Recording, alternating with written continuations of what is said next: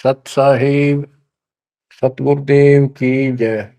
बंदी छोड़ कबीर साहिब जी की जय। बंदी छोड़ गरीबदास जी महाराज जी की जय। स्वामी राम देवानंद जी गुरु महाराज जी की जय हो।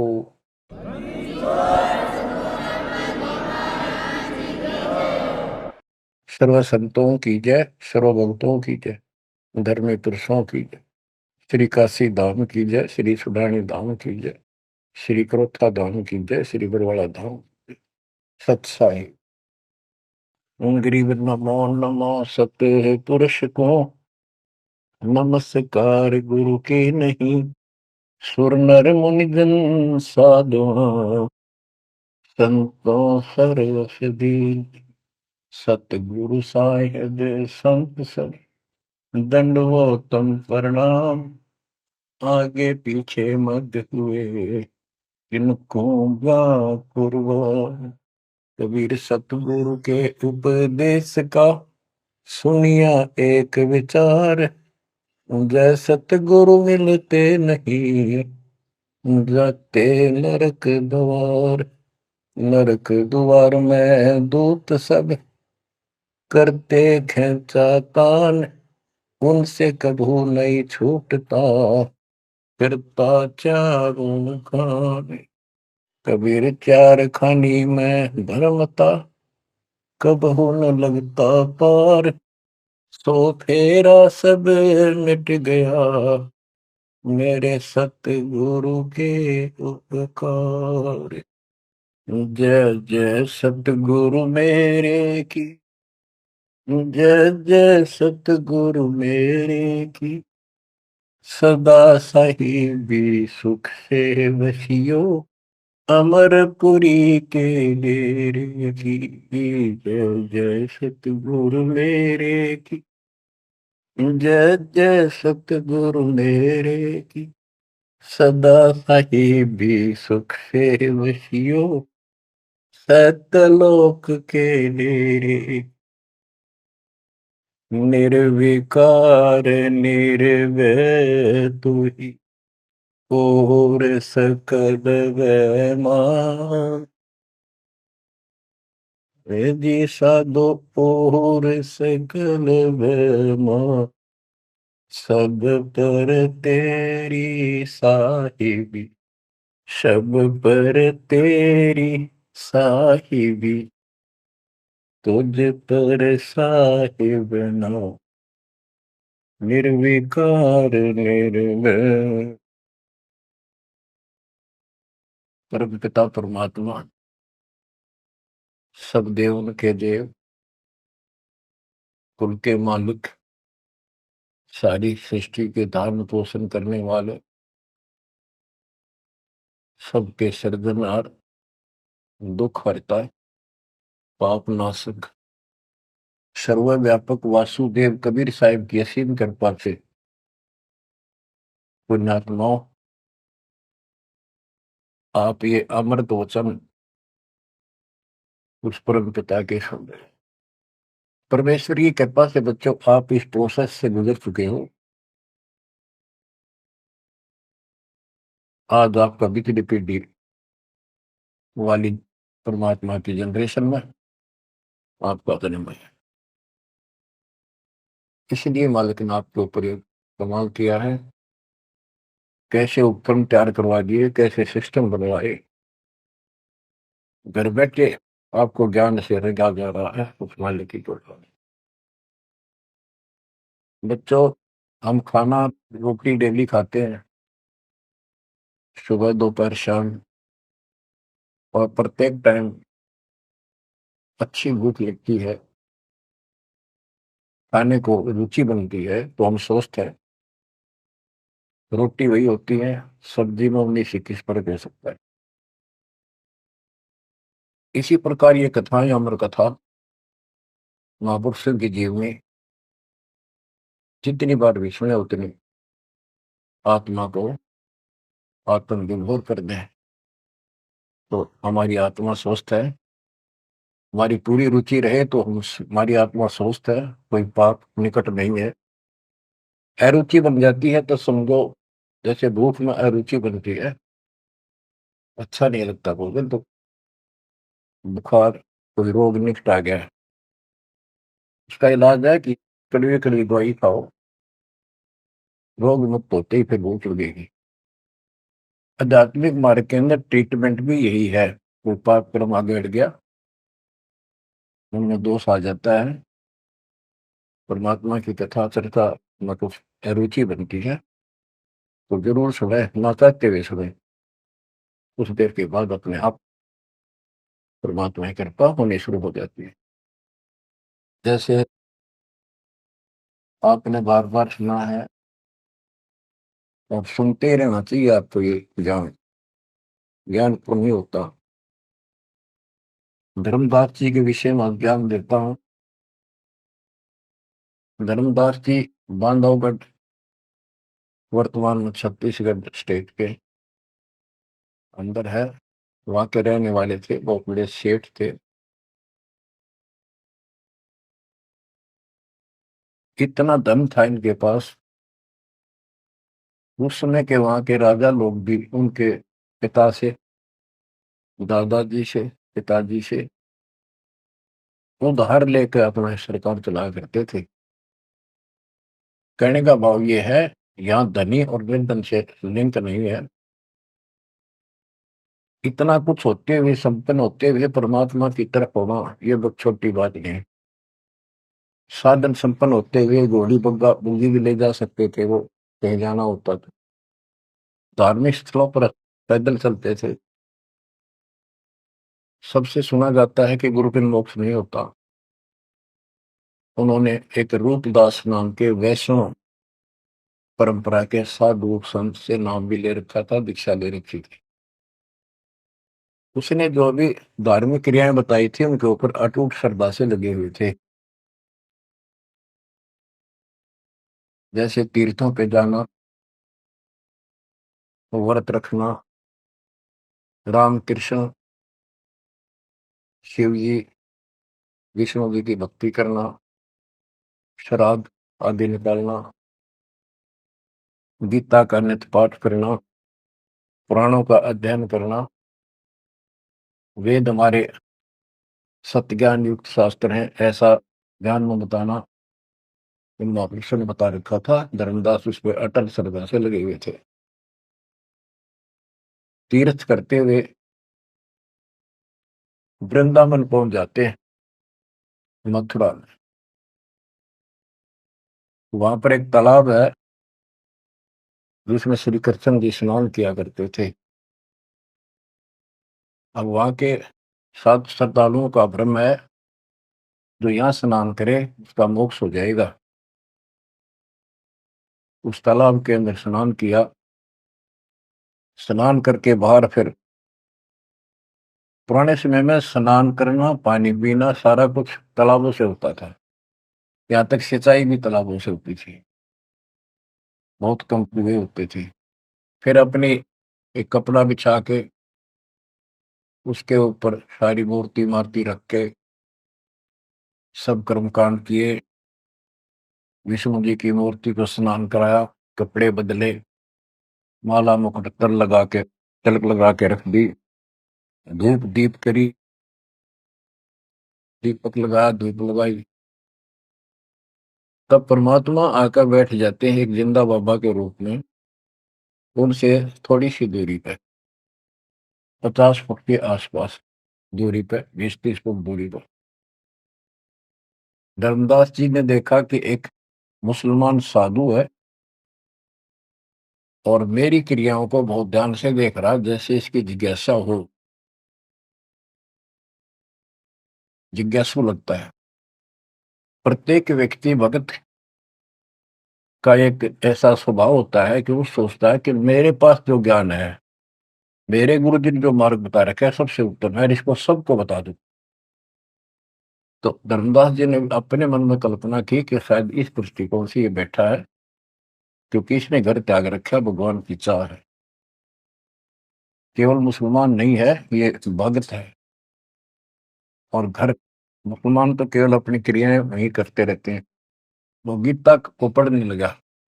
पहले एक अध्याय का पाठ किया करता था, उस दिन उसने थोड़ा थोड़ा वर्षन, बहुत सारी किताब, अध्यायों का पढ़ दिया।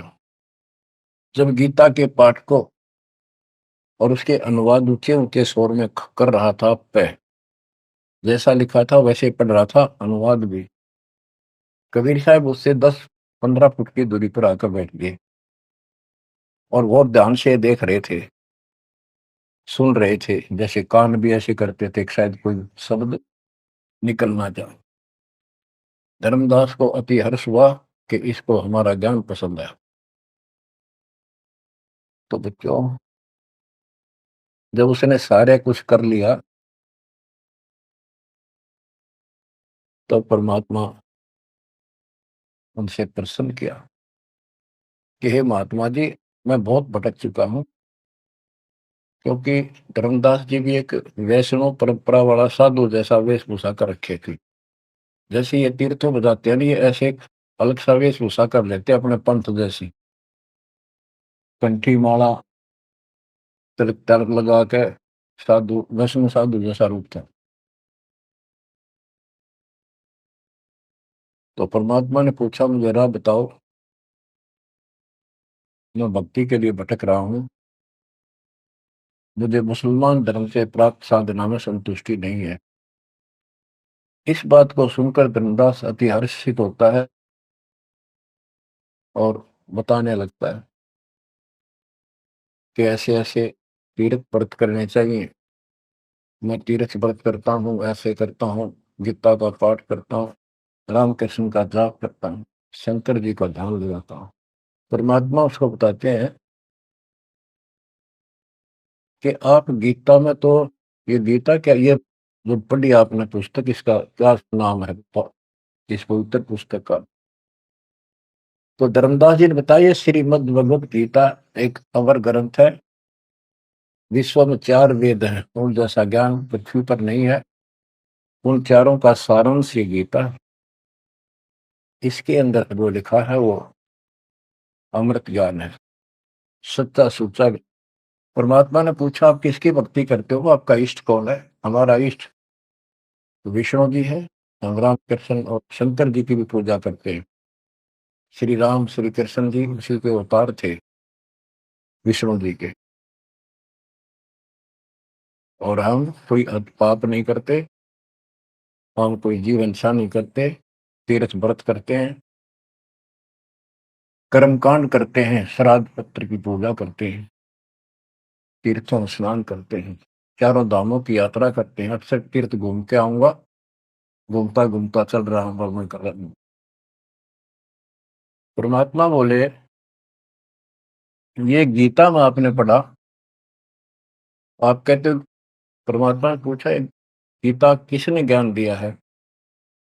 तो बताया गया कि श्री कृष्ण अर्थात विष्णु जी, ये एक ही है।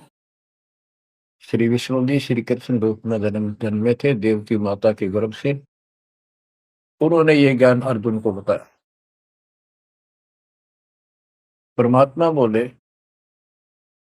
अभी आपने गीता में पढ़ा कि हे अर्जुन, हे भारत, तू सर्वभाव से उस परमेश्वर की समझ बता, उसकी कृपा से ही तू परम शांति को और सनातन परम धाम को प्राप्त होगा। वो परमात्मा कौन है? वो तो आपके श्री कृष्ण उर्फ विष्णु से तो अन्य है। धर्मदास जी ने फिर से पढ़ा, क्योंकि एक पाठ करना अलग बात है, जब ध्यान से पढ़ा, जब उसको समझ में आई, कहा इसका तो ऐसे ही है। वो जैसे इनको भरमा रखा था कि अपने आप के बारे में कह रहा है, और कौन हो सकता है? फिर अभी आपने बताया था, अर्जुन ने पूछा कि वो तत्वरम क्या है, उसका उत्तर आपने, आपके गीता ज्ञान देने वाले ने कहा वो परम अक्षर ब्रह्म है। आप पढ़ रहे थे, उससे पहले फिर अपनी भक्ति बताई, फिर उस दूसरे गलत परमात्मा की भक्ति बताई, परम अक्षर ब्रह्म की। अध्याय धर्मदास को याद थे, फिर देखा उसने ध्यान से, फिर पढ़ा, सारा कुछ देख लिया। 9वें अध्याय के 25वें श्लोक में भी जैसे परमात्मा ने बताया कि गीता में भी आपने पढ़ा था कि जो भूत पूजते भूतों को प्राप्त होते हैं, पितृ पूजते पितरों को प्राप्त होते हैं, देवता पूजते देवता को, मेरी भक्ति करने वाला मुझे वो 9वें अध्याय के 25वें श्लोक में है। तो गीता तो कह रही है कि भगवान कोई और है, उससे परम शांति होगी। चौथे अध्याय के 5वें श्लोक में गीता बोलने वाला कह रहा है मेरे तेरे भोजन में लिए। दूसरे के 12 में, 10वें के 2 में अपनी उत्पत्ति बता रहा है, जन्म मरण होते ही रहेंगे। अध्याय 2 के 17 में कहा कि अविनाशी तो उसको जान जिसको कोई मार नहीं सकता, कोई सक्षम है उसको मारने पर, जिसे सारे संसार व्याप्त है, जिसने सबकी सृष्टि रचना की है। गीता अध्याय 8 श्लोक 9 में लिखा कि सबका धारण पोषण करने वाला वही है। 15वें अध्याय के 17वें श्लोक में बताया है कि 16वें में 2 पुरुष बताए, शर पुरुष अक्षर पुरुष। इनसे भी उत्तम पुरुष तो कोई और है। उत्तम पुरुष है तो अन्य परमात्मा इति उदारता, यह लोग कर्म आविषय विवृत्ति अवेश्वर है, जो तीनों लोकों में प्रवेश करते हैं, सबका धारण पोषण करता है, वो परमात्मा कहलाता है। वो अविनाशी है, वो तो कोई और है। अब धर्मदास सारा कुछ सुन रहा था, अहंकार टिकट नहीं देता इंसान को। कहते राज तजना सहज है, सहज परिवार का ने मान बढ़ाई ईर्षा दुर्लभ तजनाई। अब यह मान बढ़ाई होगी हकीश ने कैसे एक मुसलमान होते हमारे धर्म को तर्क वितर्क कर दिया और सारी सच्ची। अब थोड़ी सी वाणी सुनाता हूं। दर्जन दे का रूप सैल वृंदावन की नी, तहां मिले धर्मदास करते हैं बहुत अधीनी। बहुरंगी वरियाम कामनी कामी सोई, दर्शत गुरु का रूप धनी उतरे हैं लोई। परम उजागर ज्ञान ध्यान बहुरंगी बाना, कहाँ मिले धर्मदास आचार विचार दीवाना। कौन तुम्हारी जात कहाँ से आए स्वामी, पूछे पुरुष कबीर धनी साहिबी कामी। धर्मदास को एक वैष्णव रूप में था वो। परमात्मा बोले हे स्वामी जी, हे महाराज जी, आप कौन हो, कौन आपकी जाति। उसमें जाति पाति का बहुत बड़ा बाउंड्री थी। और धर्मदास उत्तर देता है हम वैष्णो बैरागी धर्म में सदा रहाई, सुधर न बैठे संग कल्प ऐसी मन माही। हम सुधर को निकट पे नहीं आने देते। मैं वैरागी वैष्णव महात्मा हूं और वैष्णव धर्म से दीक्षित। गिरिव सुनजन दाम ज्ञान को अधिक आचार विचारे, हमारी करनी जो करे उतरे भोजल पार। के सुन ले जिंदा बाबा, मैं जो बताऊं जो हमारे गुरु जी ने बता रखा है, ऐसे जो करेगा उसका बेड़ा पार है, वो संसार से पार हो जाएगा। बोले धनी कबीर सुनो वे सुनो बैरागी, कौन तुम्हारा नाम गाम कहिए बड़भागी। कौन कौम कुल जाति कहाँ को गवन किया है, कौन तुम्हारी रैसिकी ने तुम नाम दिया है। कौन तुम्हारा ज्ञान ध्यान स्मरण है भाई, कौन पुरुष की सेव कहाँ समाधि लगाई। तो आसन को गुफा के मत रहो सदाई, सालिग सेवन की न बहुत अधिक भार उठाई। झोली झंडा धूप दीप तुम अधिक आचारी, बोले धनी कबीर वेद कहिए ब्रह्मचारी। गिरिब हमको पार लगाइयो, परम उजागर रूप, जंद कहे धर्मदास से, तुम हो मुक्ति स्वरूप। बच्चों देखो, काल की दलदल से एक आत्मा को निकालने के लिए कितना कुछ खाड़े किए जाता, उसको स्वामी कहता है और उसके गुणगान